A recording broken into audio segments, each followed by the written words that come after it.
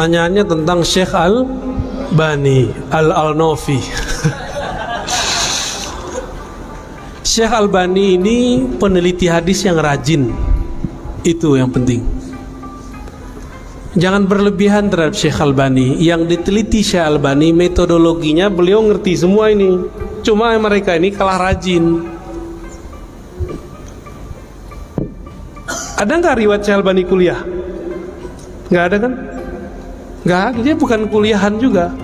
Jadi Syekh Albani ini belajar cara mentakhrij hadis.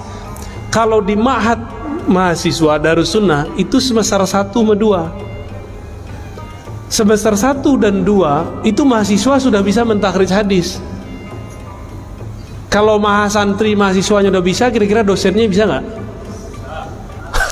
Meremnya bisa kita takhrij hadis itu. Mudah takhrij hadis itu. Dan kami merasa kami tidak berhak mentakhrij hadis. Kenapa? Ada ulama terdahulu yang sudah mentakhrij hadis. Kalaupun sekarang kita mentakhrij, meneliti asal usul hadis, itu disebut mentakhrij. Kita kemudian melakukan komparasi metodologis. Makanya di Ma'had Darussunnah di Jakarta, itu satu hadis kalau diteliti bisa setebal ini. Tadi kita sudah bahas ya, bisa setebal ini hasilnya. Satu hadis diteliti. Syekh Albani satu hadis cuma beberapa kalam. Hadis ini sahih, hadis ini tidak sahih. Di beberapa kitab yang lain disebutkan di dalam rawinya ada fulan, rawi ini tidak sahih, rawi ini fi muskilah fi wa, gitu doang. Ini cuma nukil aja. Itu biasa teman-teman, ini biasa, ilmu standar. Ilmu standar orang belajar ilmu takhrij, bukan ilmu hadis namanya. Jadi ilmu hadis mustalah, istilah. Ada namanya ilmu takhrij. Orang menengah belajar hadis namanya ilmu takhrij. Apalagi di zaman ini, semua nama-nama rawi, nama-nama periwayat yang kita tulis kayak tadi, Al-Khallat, Yahya bin Khallat, ya. Ada Ibrahim ibn Nafi'. Itu sudah ada semua. Tinggal dicari, selesai. Namun kita tidak perlu untuk mentakhrij lagi. Antum masih kurang yakin dengan takhrij Imam Bukhari? Ini sahih kan nih? Kalau berbeda Albani dengan Al-Bukhari, ikut siapa? Serius? Kalau ada orang berani mendoifkan hadis dalam Sahih Bukhari, bermasalah nggak orang itu? Serius?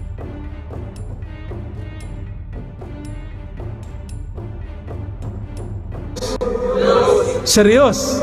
Albani mendoifkan 2 hadis di Sahih Bukhari, bermasalah nggak? Tuh, kena racun antum kan? Guru kami Dr. Badi Said Al-Laham, murid Syekh Nuruddin Itir, mengatakan dalam disertasinya, seandainya saja Albani, termasuk Sidi Ahmad Ghumari, Ghumari disebut, seandainya Ghumariyin dan Albani wara' menahan diri untuk tidak mengkritisi Sahih Bukhari, nama mereka akan disanjung-sanjung di alam semesta, akan disanjung-sanjung oleh peneliti-peneliti hadis. Cuma sayang,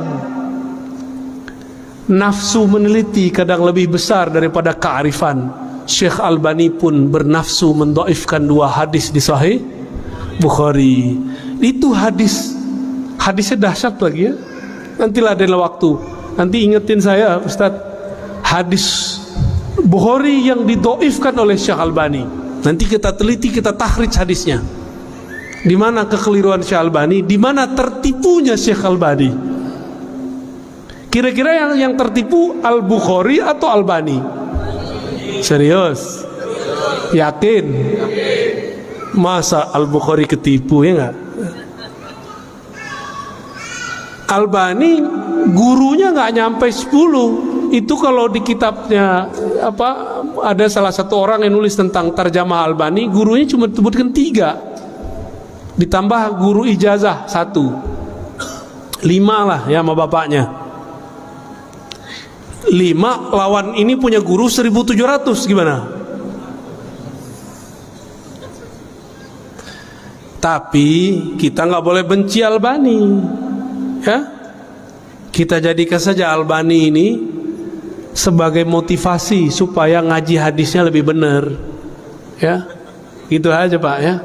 Maka saya sangat apresiasi ada kajian hadis Sahih Bukhari, Sunanul Mus. Ada gesek-gesek dikit, udahlah dibuang lah itu, ngaji hadis saja Pak. Kalau disebut nama Rasul masih mau tengkar. Mau diaku jadi umat Muhammad nggak? Sallallahu alaihi wasallam. Ya ini kita kan banyak benderanya tuh macam-macam lambangnya di belakang kepala antum Tat. Gesek-gesek dikit udah lupain, disebut nama Rasulullah, hilangkan semua ego kita. Ya, nggak disebut-sebut lambangnya, udahlah biarin aja sih. Ini akhir zaman ini ego orang pada tinggi. Berhasil melewati itu, antum akan menjadi pejuang-pejuang yang sebenarnya. Ya. Terus yang kedua tadi Syekh Ibnu Taimiyah. Kajian tentang Ibnu Taimiyah sudah banyak saya kaji. Setiap kapan baru itu prioritin mulu sama Al-Nofi Albani. Ya, silakan dilihat lagi Pak. Pendek cerita, Syekh Ibnu Taimiyah bukanlah ulama salaf, dia ulama khalaf. Apa arti khalaf? Ulama yang ada setelah masa salaf. Tahun berapa wafatnya? 728. Tadi saya nanya kepada para asatis, Ustaz, Syekh Ibnu Taimiyah itu dianggap keliru oleh ulama 4 mazhab di zamannya. Kira-kira mereka waras, bodoh atau pintar? Ulamanya. Ulama yang mengatakan Ibnu Taimiyah ente keliru, mereka waras gak? Mereka bodoh atau alim? Mungkinkah 4 mazhab ini berkumpul untuk bodoh berjamaah? Mungkin gak? Kan gak mungkin. Ini ulama 4 mazhab sepakat untuk mengadili Syekh Ibnu Taimiyah. Ini yang ngomong bukan saya, tapi guru saya Syekh Hasan Hitu. Jadi waktu pengaruh Ibnu Taimiyah ini masih ada dalam pikiran dan dada saya, beliau ngomong begitu. Dan itu kita ditunjuk-tunjuk tuh. Menurut kamu gimana? Di zaman Ibnu Taimiyah dia sudah dilaporkan oleh ulama, dipenjara karena fatwa-fatwanya yang menyimpang. Terus sekarang kamu ngikutin? Pusing juga kita ya ditanyain begitu sama beliau. Makanya saya tanya balik sama kita semua. 4 mazhab sepakat mengadili beliau. Mereka waras nggak? Waras. Karena mereka waras, Ibnu Taimiyah ini kemudian di-cut oleh mereka. Itu sebenarnya ya. Tapi di akhir hayat alhamdulillah Ibnu Taimiyah husnul khatimah. Karena beliau tidak dipertemukan lagi dengan murid-muridnya, tidak diizinkan lagi nulis. Karena kalau masih nulis, itu fatwa-fatwa anehnya keluar lagi. Akhirnya beliau wiridan. Ingat dulu pesan-pesan Imam Ahmad ibn Athaillah Skandari. Akhirnya beliau di akhir hayatnya menjadi sufi dan dikuburkan di maqbarah sufiyah. Dan dia mengatakan jannati fi sadri. Apa arti jannati fi sadri? Sorgaku di dalam dadaku. Enggak, coba antum buka ladanya, ada sorga nggak di situ? Sorga di mana? Inda sidratil muntaha. Kan begitu kan di Quran? Sorga itu ada di sampingnya, di sekitar sidratul muntaha.